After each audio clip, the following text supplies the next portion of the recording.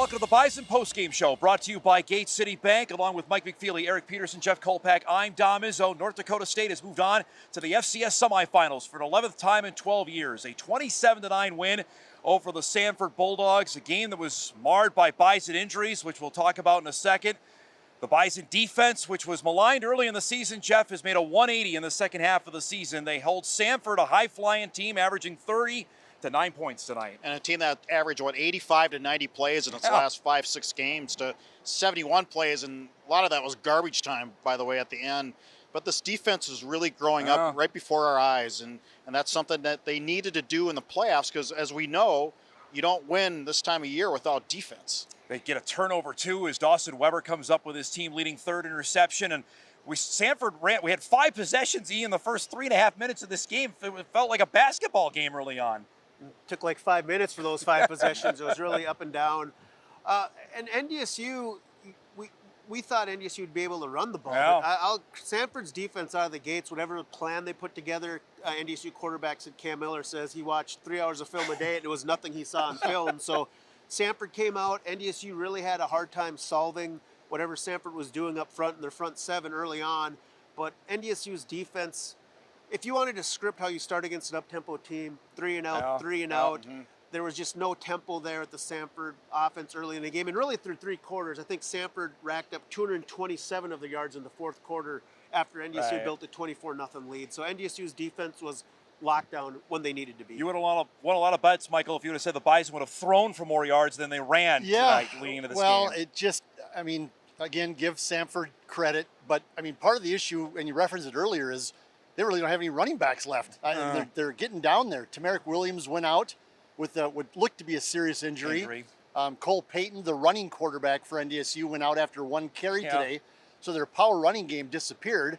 And then Rajah Nelson, one of the receivers, having his best game. Having his best game, 4 catches of the season, went out and had to have the cart out for him. And there's a couple other dings and nicks there that we thought maybe were more serious. Spencer Wagee went out a couple times. It's amazing what's happening to NDSU just in terms of the quality of players that are going down with injuries, and yet they're still in the semifinals. And whether it's as we tape this, it's Sacramento and Incarnate Word are still playing. Either team, NDSU could still give them a run. Literally, they could have the patent on the walking boot this year. The amount of guys that they've had in it, it's amazing. And they're, like you mentioned, they're still playing with the amount. And we thought it was remarkable when we saw it was Eli Mostard and Jalen Sundell and Noah Gindorf. Now you're adding more guys out of the mix here I mean, now. if the budget for the chicken wire and duct tape to keep this team together is going to be huge. I'm trying to get an eye roll out of E on that one like they did last week. I guess that didn't work this time. It worked. He's pretty disciplined this week. Well, I think the one thing you see is they say the next man up, and Mike's like, well, you can keep on saying that, but Cam Miller, the quarterback, goes, well, we'll pull up freshmen. We got 30 freshmen. And says, I said, at what point can you stop saying next man up? And Entz goes, I got 30 freshmen. I'll pull them. We're not going to run out of bodies. Well, you have 2 games left, so you're not going to burn any eligibility on that. But they're right. I mean, they can't complain about injuries because the entire subdivision is going to laugh at them because every team has injuries. Samford had injuries, right? The starting quarterback was out for the first half, and every team has injuries. It's just that for this Bison team, it's a lot more than a usual year, even 2016. And it's just the quality of the players. Stars. There's 3 All-Americans. 2 NFL guys. 2 NFL guys. It's actually 3 if you count Jalen Sundell. So it's potential, right? It's just remarkable. Joe Stuffle stepped up, Big E, after he was injured, and we thought he might be done in the UND game, and he came back last week. He was a little ginger, I would say, about coming back, but boy, he was big time in the passing game here tonight. Yeah, he caught the early touchdown pass. Like, it was so weird, like just a touchdown, how big a 2-yard touchdown pass was, but with how stingy Samford's D was, just for NDSU to get in the end zone and get up 7-0, just felt like a 21-point run in basketball. And so he made that catch early. He got lost in coverage a little bit wide open in the second half, had his career-long 47-yard reception. He said he tried to turn on the Jets. Didn't quite make it there, but that set up another touchdown.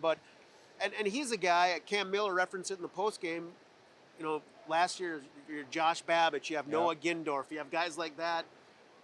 obviously Josh Babich went to the pros. Noah Gindorf gets hurt game 3, and Stuffles really stepped in and done a nice job. Special teams, Jeff, was a huge deal for the Bison. They block a field goal, and Griffin Crosa, and all the talk we had going into the season, 8 of 9 and kicks a 44-yarder. That field goal at the end of the first half was huge, too. And that would have been 47, 48-yard good field goal, too. Yep. I thought that changed the potential complexion and feel of the game because NDSU had just scored late in the second quarter. Samford gets the ball with 1:25. That's all that's left on the clock.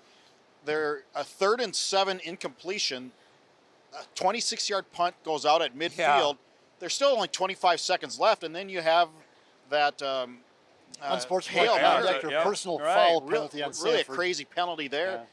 Cross comes out, and all of a sudden it's 10-0, and then they get the ball back to start the second half. And they score on that drive, and it's 17-0. And they really squandered, Mike, the end of the first half. We're up there thinking they ran 21 seconds off the clock and moved the ball 8 yards, and yet they still Samford. Well, the penalty was huge. It was a shot away from the ball on Zach Mathis, a defenseless player, I think the referee said, which kind of connotes a cheap shot, but it gave him the 44-yard field goal. It was a huge play. Now we're talking about guys out of the lineup. There is the potential. We've been talking about this specter out here for the last month of Eli Mostar potentially coming back, and I asked Eli even before the games. We'll see. That alone, no matter what, if they're here or at Sacramento State, having him back is a huge deal. have a new nickname for Eli Mostar, and it's Bigfoot. Yeah, because at some point we're going to see him on the field. I've been hearing all this stuff about him playing for the last 5 weeks.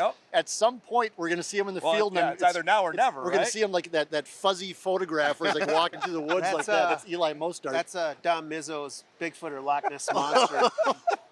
But we talk about the injuries. The one area where NDSU seems to be getting healthier is the defense. Wisniewski's back.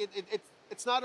It seems like a lot of these major injuries have been stacking up on the offensive side of the ball, and the defense really delivered today. Their defense was good. Really good. I mean, for 3 quarters, Matt Entz always says I got to look at the film, but just from the eye test, that's about as swarming, tackling. Their D-line got after it. Even 5 quarterback sacks today. That's probably as rabid or piranha-like as I've seen the defense for 3 quarters. Like I said, the fourth quarter it got away.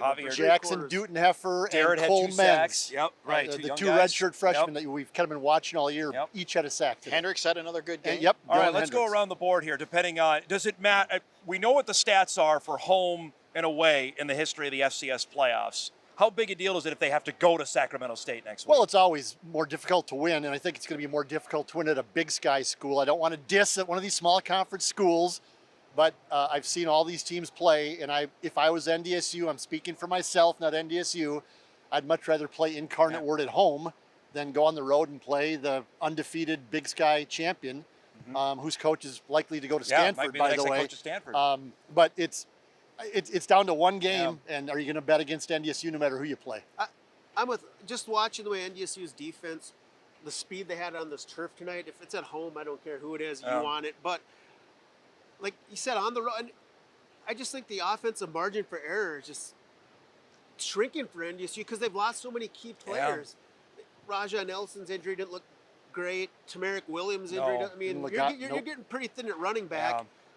I mean, they've played like 8 different fullbacks, I know, the last few games, but I just think if you're NDSU, you want to be home because in this building, I know there's only around 12,000 fans here tonight, but the crowd still makes an impact.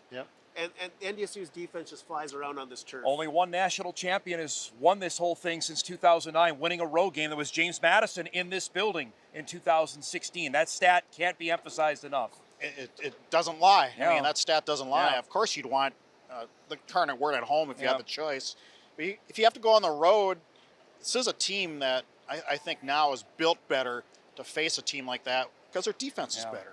It'll be fascinating to find out. By the time some of you watch this, you'll already know the result of what happens next week. If the Bison are going on the road or they get another chance to play here at home to go to Frisco, Texas. For Mike McFeely, Eric Peterson. Time out. Oh, sorry. Oh, yes. Oh, was there 2 seconds left? Was there 2 seconds left? Oh. Sorry, I thought the clock said 2 seconds. My bad. That's the eye roll. There's the eye roll. You're not Nick Hill. You don't call timeouts that late in a game. For Mike, tonight. Big E, Jeff, I'm Dom. That's the Bison postgame show brought to you by Gate City Bank.